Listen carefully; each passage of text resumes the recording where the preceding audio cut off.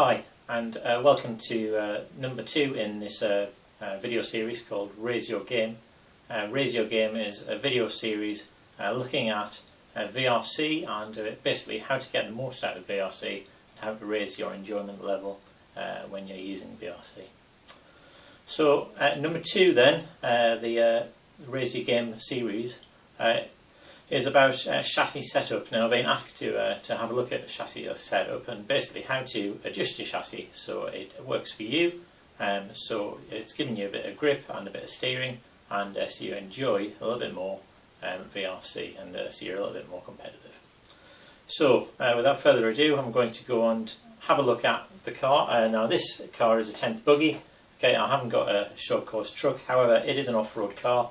It has the same principles that are involved. So I'm going to explain a bit of chassis setup using the buggy. I'm going to go through a list of adjustable components that are in VRC, and then we're going to go onto the computer and I'll just go through those same components again, just looking at the VRC user interface, and hopefully it'll make a bit more sense to you. Okay, so we'll start with then aerodynamics. So the first, if you click on car setup from the home screen in VRC, so click on car setup, and then along the bottom you've got aerodynamics, chassis, driveline, electrics, shocks and ARB, setup sheet and suspension. So the first one then, which is aerodynamics. Now for short course trucks, aerodynamics is not adjustable. There's no spoiler, therefore there's nothing to adjust in terms of aerodynamics.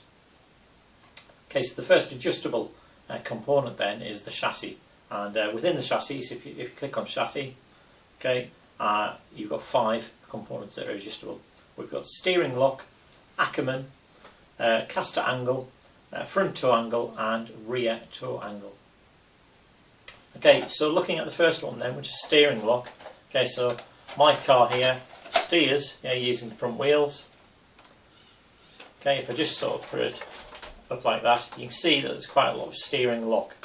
Now in the VRC, okay, you can use steering lock to give you a little bit more steering when you're racing on tight track, such as Mike's Hobby Shop. Okay, although you might want to adjust that steering when you go to Rhine Main, because there's not a lot of tight turns. Now what you'll find, or what you will find if you're quite experienced in RC, is that you want to steer the least amount possible, because all the time you're steering, you're not going forwards quickly. Okay, so you only use tight steering on tracks that need a lot of steering. So things like Mike's Hobby Shop. You shouldn't need as much steering at a place like Rhine Main.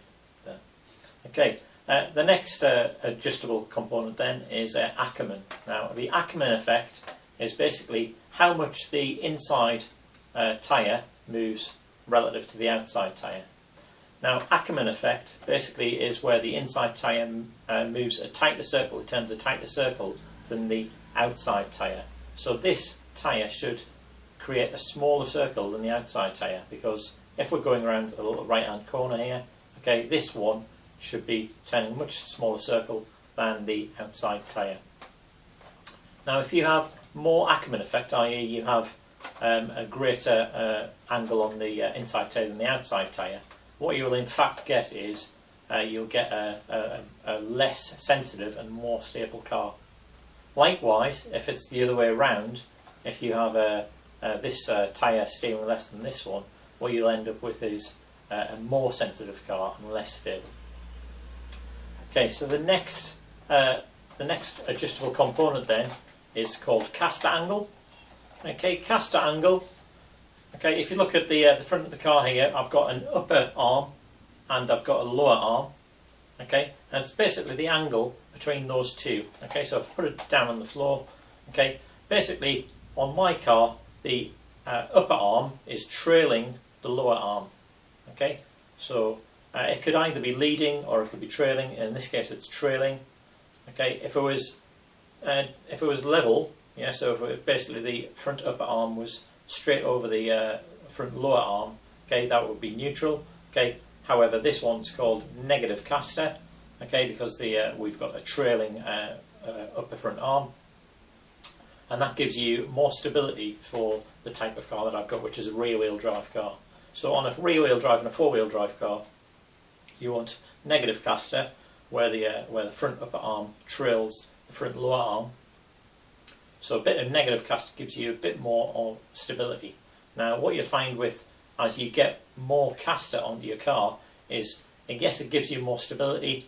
It also gives you a less aggressive turn-in initially, but it gives you more steering in higher speed corners. Conversely, if you have less caster, therefore we're going more towards where the front upper arm is directly over the front lower arm. Okay, that will give you a more aggressive initial steering, but then you won't have as much steering at high speed. Okay, so the last two adjustments then on the chassis part of the car setup are front toe angle and rear toe angle. Okay, so just looking at the car again. Okay, so the front toe angle basically is, do the front wheels point inwards towards each other from the front, okay, or do they point outwards from each other at the front? Now if they point inwards towards each other at the front, okay, that means that you've got toe in. Okay, that is actually less stable on a two-wheel drive and a four-wheel drive car. Okay, so a two-wheel and a four-wheel drive car should have a little bit, or it should either be level or should have toe out at the front. Okay, and that gives you a little bit of stability at high speed. Rear toe angle then. Okay, we should never have toe out at the back. Okay, so the wheels should never point outwards at the front, away from each other. They should always point inwards towards the centre of the car. Okay, and on your short course truck, the default setting is 3 degrees inwards. Okay, next then we've got weight balance, which is split into front and rear and left and right. Now, front and rear weight balance, okay, that adjusts basically the amount of weight between the front, so between the rear of the car and the front. Now if you have a rear biased car, you may want to put some weight at the front in order to give you a bit more steering. Okay, if you've got a car where the weight's 50-50, okay, you don't really need to do much. Okay, it depends upon which of the driving wheels. Now on the short course truck, the weight is split 50-50. If you want to go ahead and change the weight balance, okay, what you'll find is, as you put more weight towards the front, okay, in other words, you take it away from the rear, you put it towards the front, you'll end up with more steering but less traction. Okay, and likewise, as you put it towards the rear, you'll end up with more traction but less steering. So it's up to you what sort of car you like to drive. Okay, if you want a stable car that is quite grippy but is quite insensitive to steering direction, then you might want a rear bias car. Likewise, if you are happy with a loose car, then you might want a bit more front bias, okay, and that will give you a bit more steering, but as I say, less traction. Okay, moving on to the next adjustable component then, it's a driveline, okay, and that is the pinion, the gear, or the spur gear, the front diff, the centre diff, and the rear diff. Now the pinion and the spur gear go together, okay, so the ratio between those two and the internal drive ratio is what gives you your final drive ratio, or your FDR. Now a bigger pinion is going to give you more high-end speed, but it's going to give you less acceleration. Conversely, a smaller pinion is going to give you more acceleration but less top-end speed. A bigger spur gear is going to give you more acceleration but less top-end speed. Conversely, a smaller spur gear is going to give you greater top-end speed but less acceleration.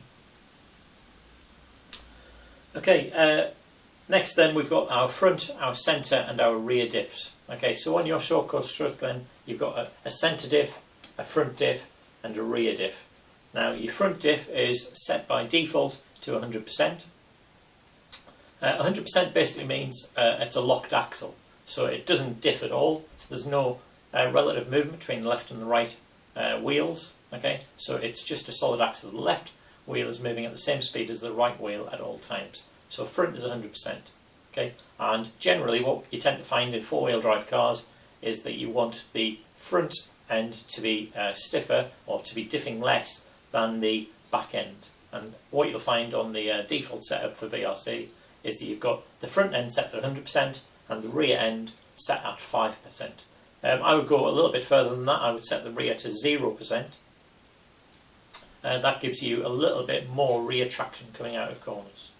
Okay, so we've got the maximum amount of relative movement between the left rear and right rear tyres at all times. So that's giving you the maximum differential effect from your diff. For the centre diff then, okay, the centre diff, if that was locked up to 100%, okay, that would just drive equally both the front and the rear diffs. Because it's set to 20%, okay, there's quite a lot of differential effect there. So what's going to happen is the end with the most grip, the front end of the back end, is going to get the most drive. So so the standard settings are 20% for the centre diff, 100% for the front diff, and 5% for the rear diff. What I would actually set it to is 0% for the rear diff, 20% for the centre diff, and 100% for the front diff, and that gives me the most grip and the sort of most stable car that I'm happy with. Okay, moving on then. Okay, electrics and the sort of the electronic speed controller brake settings I'm going to cover when we get into the computer. So next then I'm going to cover the last two adjustable components, which are the shocks and anti-roll bars and the suspension. So moving on to the shocks and the anti-roll bars. Okay, looking at the shocks and the anti-roll bars, then the first component that we can change is the spring type. Now, spring type is essentially the stiffness of the spring. So how much that the car resists the pitching of the car. Yeah. So spring type then. So a stiffer spring is going to resist more pitching. However, as you go over a jump, it's also going to resist the pitching that will occur from the car due to the jump. And what you'll find is with a stiffer spring, it will generally react more to jumps, okay, which is not always a good thing, and it's a case of going over the jumps and working out whether you like what it's doing now or not. So spring type here is a stiffness of the spring.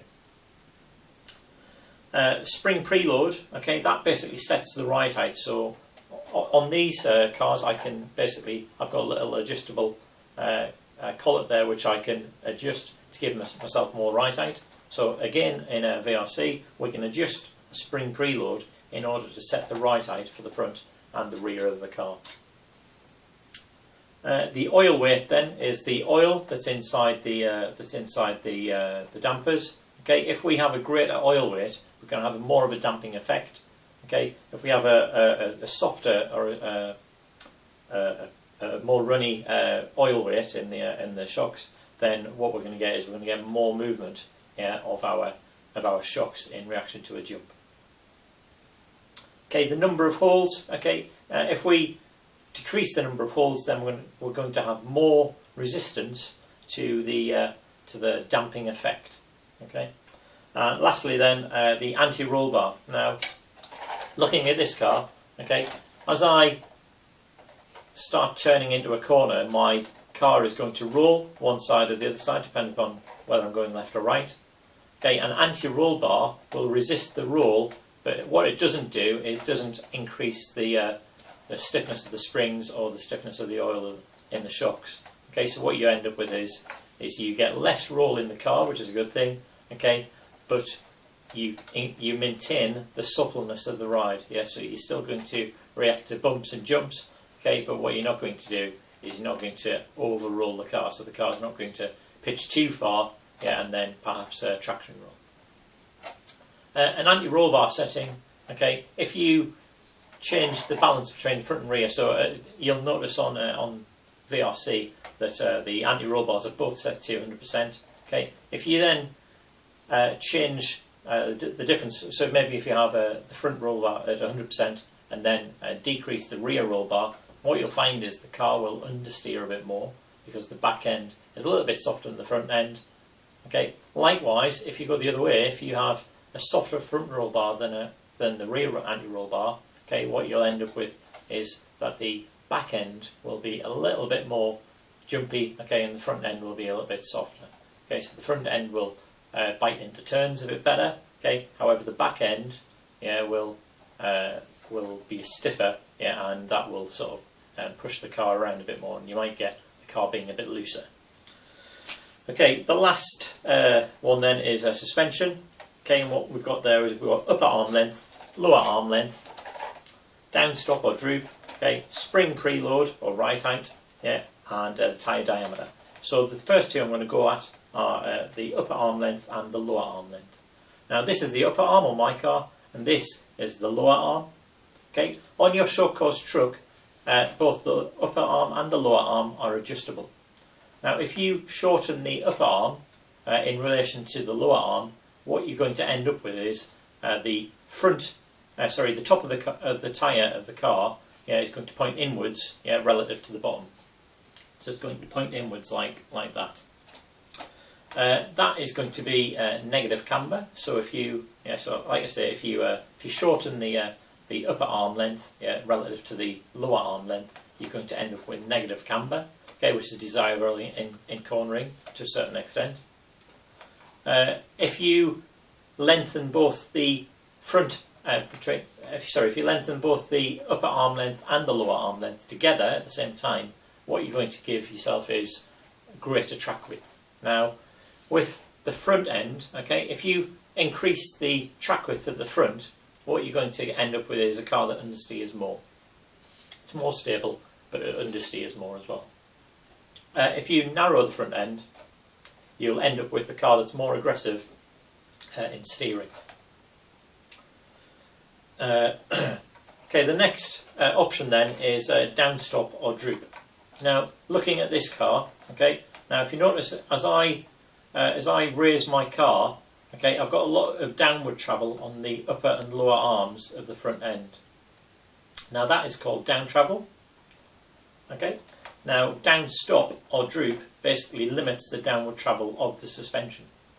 Okay, and that in turn, yeah, limits the amount of weight transfer that the car goes through. Looking at it side on, okay, imagine my car's braking, okay, so the back end is going down, the front end is going down, the back end is coming up, okay, but there's downwards travel of the suspension. If I now adjust my rear down stops, okay, or if I adjust my rear droop, okay, what I can do is I can stop the upwards travel, yeah, of the rear. Yeah, therefore I'll stop some weight transfer from rear to front. Okay, if you've got a car that's basically loose off power, okay, so you come off the power, you turn in, and the car starts to slide on you, yeah, because the rear end is overtaking the front. Okay, if you then limit the amount of weight transfer forwards by changing the down stops, okay, then what you're going to end up with is a car that is a bit more stable on corner entry. Likewise, as you accelerate, the front end comes up, the rear end goes down. Okay. Now, if that is going too far, then what you're going to end up with is a car that has a pendulum effect, yeah, on acceleration. And what you might want to do is you might want to limit the amount of upwards travel at the front using the down stops. Okay, and that will stop transfer occurring from the front to the rear. Okay, and it's going to stop that effect occurring. So that's down stops or droop. Okay, spring preload, it's already been covered in shocks and ARB, but it's there also in suspension, and that gives you a chance to change your ride height. And lastly, okay, it's not adjustable on the short course truck because all of the tyres are of the same diameter, tyre diameter. Okay, obviously it's adjustable in 10th IC and 8th IC because you've got foam tyres. However, on a rubber tired short course truck, all the tyres are of the same diameter. Okay, so that covers what I wanted to cover with the buggy, with the short course truck in real life. What I'm going to do now is we're going to go to the computer and we're going to have a look at all of those adjustments I've been talking about, but we're going to have a look at them in the context of VRC and using the user interface to adjust your adjustable components. Okay, so see you in a minute. Okay, hi again. So we're onto the computer now, and I've loaded up VRC, and I'm just going to take you through each of the chassis setup options and explain them. So going from the home screen, then we're going to click on Car Setup. Okay, and that brings up our settings options. Okay, and along the bottom here you can see that there's a bar. Okay, it's called Setup Car, and we've got Aerodynamics, Chassis, Driveline, Electrics, Setup Sheet, Shocks and ARB, and Suspension. So, like I said before, with Aerodynamics, because we haven't got a spoiler, okay, there's nothing to adjust. The only thing that we can adjust is the wind tunnel speed. Okay, and that, you'll notice, gives you different options here. Yeah, in our tyre loading, so we can investigate how much how much wind tunnel speed changes our tyre loading. Okay, so the first adjustable options then are in the short course chassis setup options. So we've got three main groups, which are steering, tow and caster, and chassis and balance. Okay, so having a look at steering, then the two parameters that we can change are steering lock and Ackerman. Okay, now on the right hand side of the screen you'll notice that something's just come up as I've dragged my mouse over steering lock, and this is the VRC PRO setup guide. Now it's very worthwhile reading that. It's been obviously it's been written by somebody who knows what they're talking about. Okay, have a read of that. Obviously also listen to what I said earlier in the video about steering lock. Okay, more steering lock gives you a tighter turning circle, yeah, for tighter circuits. Okay, the next one then is Ackerman. Okay, and we can have up to a minimum of 4 and a maximum of 9. And it's just a value; it's an arbitrary value. Okay, but 9 will give you more steering on your inside tyre than your outside tyre. Okay, 4 will give you the least possible for this chassis. Okay, more Ackerman gives you a more stable car. Okay, but less aggressive.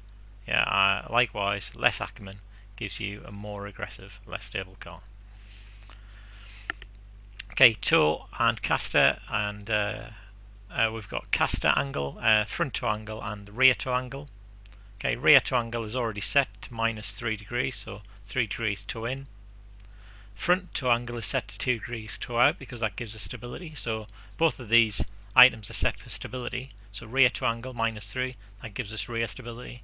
Front tow angle 2 degrees, that gives us front stability.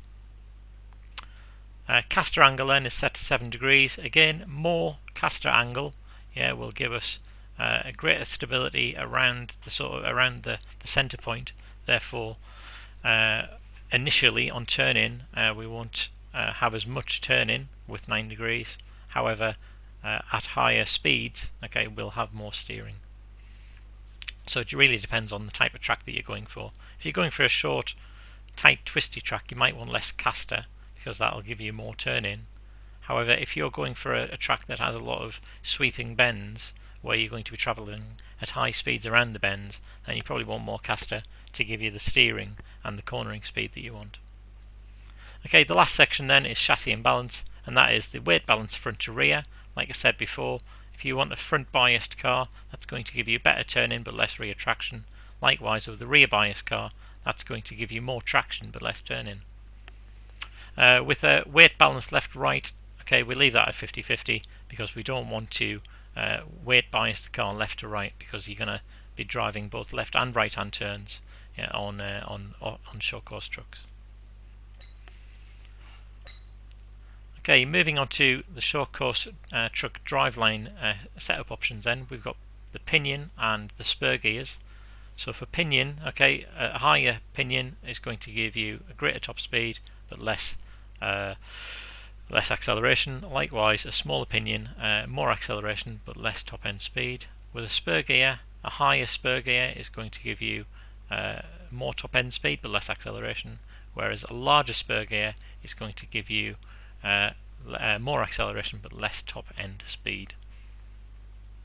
For the differentials then, you'll notice that I've set my front differential to 100%, centre differential to 20%, and rear differential to 0%. So 100% means it's a solid axle, 0% means it's giving the maximum differential effect. Okay, and for me that is the best options that I think is available for this car. Centre differential, I've left that at the default of 20%.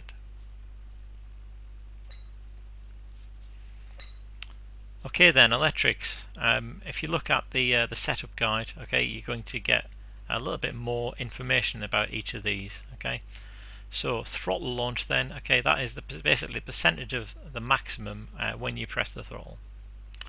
Okay, throttle launch time, that's basically how long after you've pressed it it's going to bring it in. Okay, and then the throttle limit, how much of the potential of the maximum throttle you can have, it can the ESC provide. Okay, so if you don't want to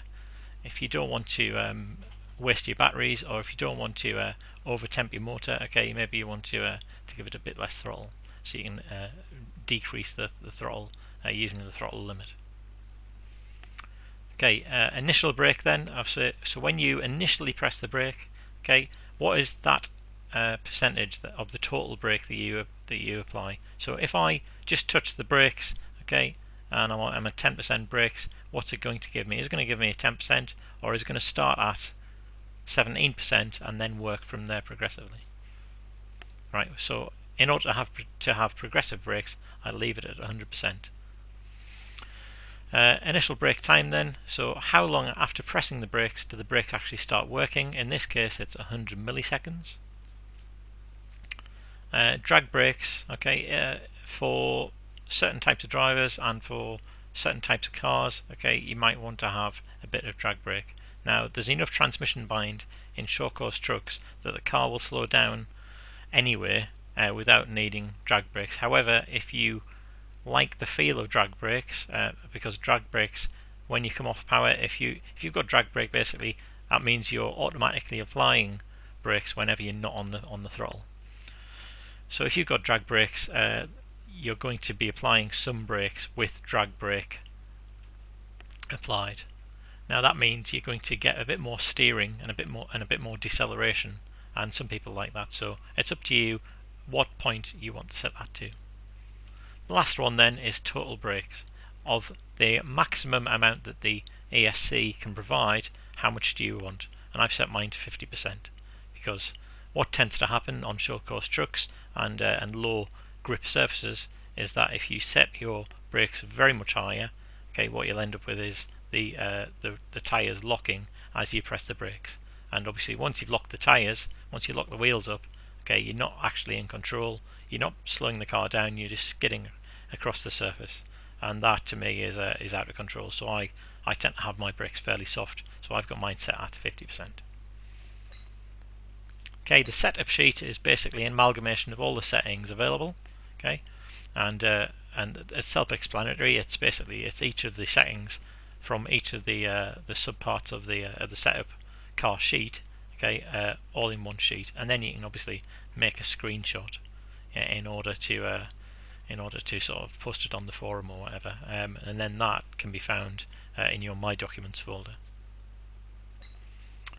Okay, shocks and ARB. Okay, what we've got then is we've got on the top here, we've got where we want to set the shocks. Okay, so if you want to set the shocks to be a bit softer, then we set them on the inside hole. Okay, if you want to be a bit stiffer, we set them on the outside hole. And what you'll notice is that changes both the roll center and the ride height of the car. Ride height is obvious. Roll center, okay, I'll go on to in another video. Okay, however, if you want to soften the rear suspension in this case, okay, then you'll move the shocks inwards towards each other. Okay, that tends to help for the rear. It tends to help stability coming out of corners. For the front suspension, then, if you want a bit more turn in, okay, you can also lie the shocks down. That makes them a bit softer. Okay, if you want it to jump a bit better, okay, then stiffen them up a bit more. However, what you'll lose is turn in. It will be stable, but you'll lose the initial turn in. Again, that changes both your ride height and your roll center. Okay, the spring settings then. Okay, spring settings, we've got spring type. Okay, and we've got, in the case of the rear springs here, we've got 4 types: white, blue, yellow, and red. And on the back, we've got green, white, blue, and yellow.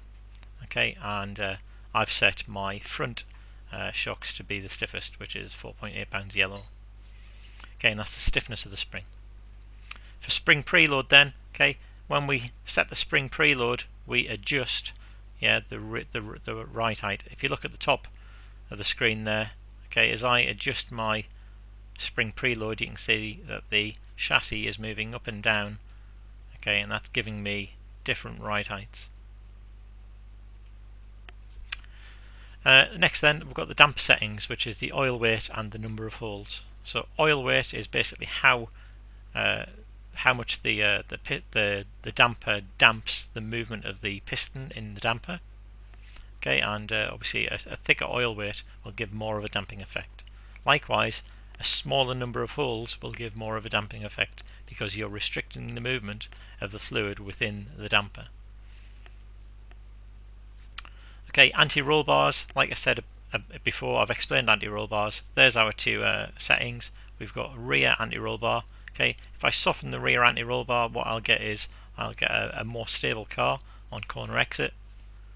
Okay, for a front anti-roll bar, okay, as we come into the corner and as we go through the corner, okay, I will get a softer front end. Therefore, the front end will bite more. Okay, however, because it bites, you might also find that as you come onto the power, it's a little bit looser. So the default setting is 100% for both front and rear anti-roll bars. Okay, last settings then are the short course suspension settings. So what we've got is the upper and lower arm length. Like I said before, by moving those, okay, we can adjust our camber angle. So if you notice, if I shorten the upper arm length, then my rear camber angle is 4 minus 4. Okay, and then if I lengthen it, okay, then I'm changing it to 0 there. Okay, if I shorten both my upper and lower arm lengths, if you have a look at the track width, okay, the track width is going to come in, okay, and in this case for a narrower rear, okay, we're going to have a more understeery car. Downstops then, that's our downstop or droop. Okay, so for the rear, okay, increasing your rear downstop is going to limit forward weight transfer. So if you're a bit loose on corner entry, okay, increasing the downstop is going to limit the weight transfer to the front, and therefore it's going to make the car more stable on corner entry. Likewise for the front, if we increase the downstop for the front, when we accelerate and the weight transfers to the back, okay, we're going to limit the transfer back, and you're going to stop that pendulum effect that sometimes happens on your car. Okay, the last two then, spring preload, we've already covered that in shocks and anti-roll bars. That just gives you a greater ride height. Okay, and the last one is the tyre diameter, which is just giving you the, okay, if we were using foam tyres and we could chew the foam tyres down to different diameters, then that might be adjustable, but on a short course truck with rubber tyres, okay, the tyre diameter is not adjustable, and it's just giving us information. So that completes then this video. That's all the suspension settings. What I suggest you do, if you're still not sure about suspension settings, is to go to the forums and onto the tips and knowledge section of the website and look at setups that have been given by other drivers for that particular track that you're having problems with. Any questions, either send me a PM in the forums at VRC World or reply to this video. Thanks very much.